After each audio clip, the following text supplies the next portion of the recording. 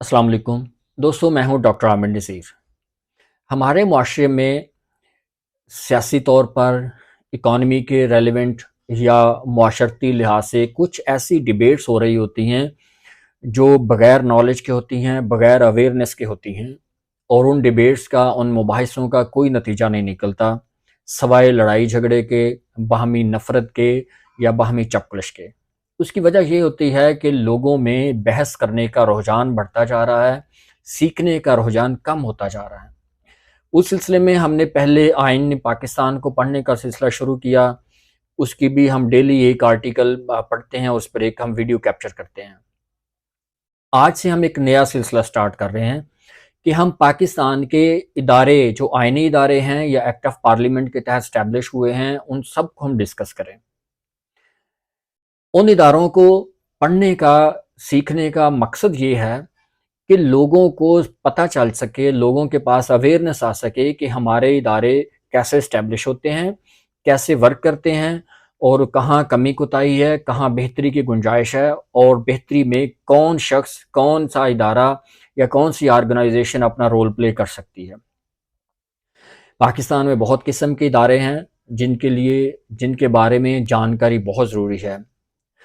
कुछ वो इदारे होते हैं जो आइन के तहत इस्टेब्लिश होते हैं, उनको आइनी इदारे कहा जाता है, जैसे president office, parliament, national assembly, senate, इसी तरह judiciary, supreme court of Pakistan, high courts. ये आइनी इदारे हैं जो आइन पाकिस्तान 1973 की प्रोविजंस के तहत इस्टेब्लिश होते हैं। कुछ इदारे वो होते हैं जो एक्ट ऑफ पार्लियामेंट के तहत इस्टेब्लिश होते हैं, यानी उनका आइन में जिक्र नहीं होता। उनके लिए आपकी पार्लियामेंट अलहदा से लेजिस्लेशन करती है, अलहदा से कानून साजी करती है, और उस कानून के तहत वो इदारे इस्टेब्लिश होते हैं। जैसे PTA, Pakistan telecommunication authority act 1996, यानी ये एक्ट लेजिस्लेट हुआ, इस कानून के तहत पीटीए इदारा इस्टेब्लिश हो गया। जिस तरह HEC, higher education commission ordinance 2002, यानी एचईसी को इस्टेब्लिश करने के लिए 2002 में लेजिस्लेशन की गई, उसके लिए एक ऑर्डिनेंस इनेक्ट किया गया, उसके बाद ये इदारा इस्टेब्लिश हुआ। उसके बाद वो इदारे जो सूबाई हुकूमतों के अंडर आते हैं, सूबे उनको कॉन्स्टिट्यूट करते हैं। सूबाई लेजिस्लेचर्स, यानी जैसे पंजाब असम्बली, सिंध असम्बली, बलूचिस्तान या केपी के असम्बली, और इसी तरह जो हमारी आज़ाद कश्मीर की असम्बली है या लेजिस्लेचर ऑफ गिलगित बल्तिस्तान, ये अलग अलग कवानीन बनाते हैं, अपनी डोमेन में इदारे इस्टेब्लिश करते हैं, उनकी वर्किंग को बेहतर से बेहतर करते हैं। हम उन इदारों के बारे में भी पढ़ेंगे।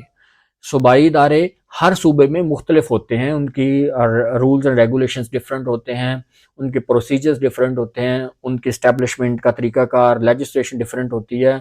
वो इदारे भी हम इंशाल्लाह ग्रेजुअली पढ़ेंगे वक्त के साथ साथ।